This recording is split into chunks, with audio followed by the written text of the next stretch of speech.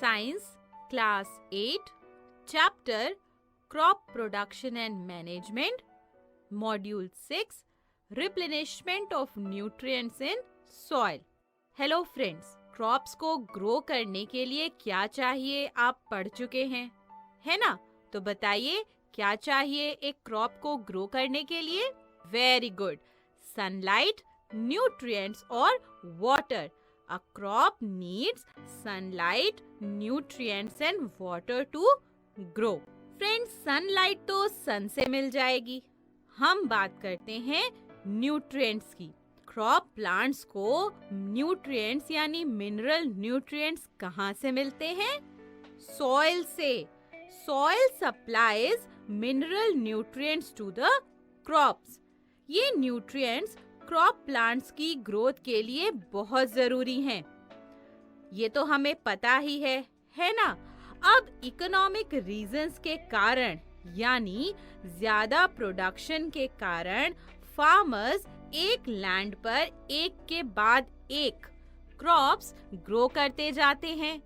Continuously यानी एक के बाद एक क्रॉप ग्रो करने से आपको पता है क्या होता है? सॉइल में न्यूट्रिएंट्स की कमी हो जाती है और इसकी वजह से सॉइल की फर्टिलिटी ये भी कम हो जाती है.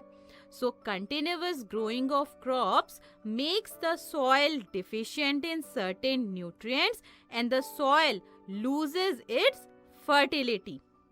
अब न्यूट्रिएंट्स की कमी होगी तो क्या करेंगे? अगर आपकी बॉडी में कैल्शियम की कमी होती है तो क्या करते हैं? कैल्शियम के लिए डॉक्टर्स आपको दूध पीने के लिए कहते हैं या कैल्शियम की टैबलेट्स देते हैं, है ना? यानी कैल्शियम अलग से प्रोवाइड करते हैं. तो अगर सॉइल में न्यूट्रिएंट्स की कमी होगी तो क्या करेंगे?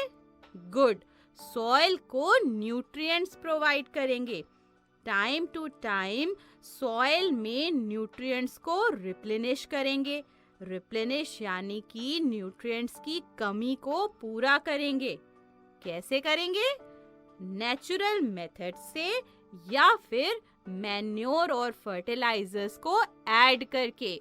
सो replenishment of nutrients in the soil is done by natural methods or by adding manure and fertilizers. So let us talk about the natural methods first.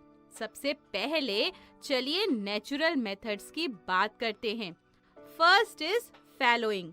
फैलोइंग यानी लैंड को एक या एक से ज्यादा सीजन के लिए अनकल्टिवेटेड छोड़ देना, यानी कि उस लैंड पर कोई भी क्रॉप ना ग्रो करना. इससे क्या होगा? इससे उस लैंड पर न्यूट्रिएंट्स दोबारा रीस्टोर होंगे. कैसे? मैं बताती हूँ. प्लांट्स और एनिमल्स के डेड रिमेन्स का जब माइक्रो ऑर्गेनिजम्स से डीकम्पोजिशन होगा तब न्यूट्रिएंट्स रिलीज होंगे और ये न्यूट्रिएंट्स सॉइल में मिक्स होकर लैंड को न्यूट्रिएंट रिच कर देंगे, यानी न्यूट्रिएंट्स को रीस्टोर करेंगे.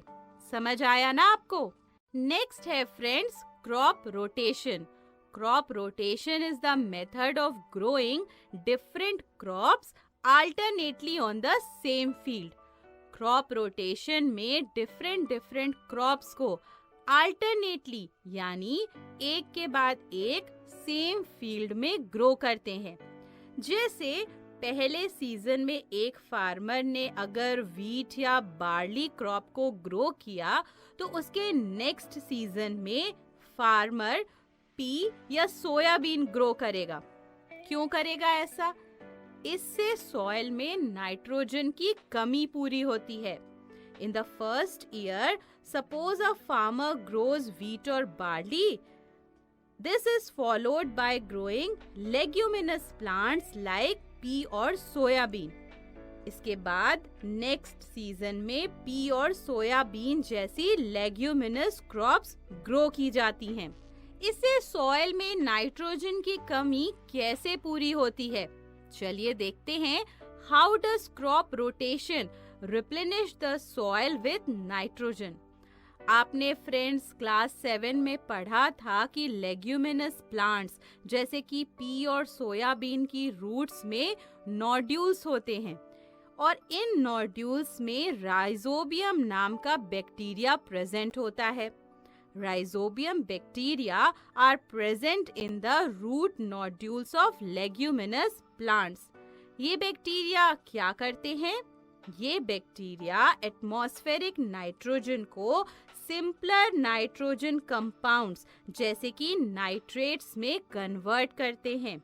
प्लांट्स एटमॉस्फेरिक नाइट्रोजन तो एब्जॉर्ब नहीं कर पाते, पर वो इन नाइट्रोजन कंपाउंड्स यानी नाइट्रेट्स को इजीली एब्जॉर्ब कर लेते हैं। The rhizobium bacteria convert atmospheric nitrogen into simpler nitrogen compounds, nitrates, that can easily be absorbed by plants. Clear हुआ कि कैसे क्रॉप रोटेशन से सॉइल की फर्टिलिटी रिस्टोर होती है? एक बार फिर से समझते हैं कि एक क्रॉप ग्रो करते हैं। ऑब्वियसली सॉइल में न्यूट्रिएंट्स की कमी होगी। फिर लेग्यूमिनस क्रॉप्स ग्रो करते हैं उसी लैंड पर और लेग्यूमिनस क्रॉप्स में present rhizobium bacteria atmospheric nitrogen को नाइट्रेट्स में कन्वर्ट करते हैं और इससे सॉइल की फर्टिलिटी रिस्टोर होती है। क्लियर हो गया? गुड। तो फ्रेंड्स, ये तो हो गई नेचुरल मेथड्स की बात, फैलोइंग और क्रॉप रोटेशन। अब सॉइल को न्यूट्रिएंट रिच बनाने का दूसरा वे क्या है? मैन्योर और फर्टिलाइजर्स को ऐड करना। Adding manure and fertilisers. ये मैन्योर और फर्टिलाइजर्स क्या है? वो सब्सटेंसेस फ्रेंड्स जो सॉइल में ऐड किए जाते हैं in the form of nutrients, जिनसे प्लांट्स को न्यूट्रिएंट्स मिलते हैं और जिससे कि प्लांट्स की एक हेल्दी ग्रोथ होती है, उन सब्सटेंसेस को हम मैन्योर और फर्टिलाइजर्स कहते हैं। और ये मैन्योर को ऐड करने की जो प्रोसेस होती है उसे हम मैन्योरिंग कहते हैं। The addition of manure is called manuring. तो बताइए क्या है manure and fertilisers? The substances that are added to the soil in the form of nutrients for the healthy growth of plants are called manure and fertilizers. तो friends, चलिए इस module में हमने जो भी डिस्कस किया है जल्दी से रिवाइज कर लेते हैं। हमने सबसे पहले पढ़ा कि soil supplies mineral nutrients to plants. Continuous growing of crops makes the soil deficient in nutrients and soil loses its fertility. So soil needs to be replenished from time to time. Soil is replenished by two ways: natural methods or addition of manure and fertilizers. Natural methods of restoring soil fertility are fallowing and crop rotation. In fallowing, land is left uncultivated for one or more seasons so that it regains nutrients by the decomposition of remains of plants and animals. Then we discussed about crop rotation, and crop rotation is the method of growing different crops alternately on the same field.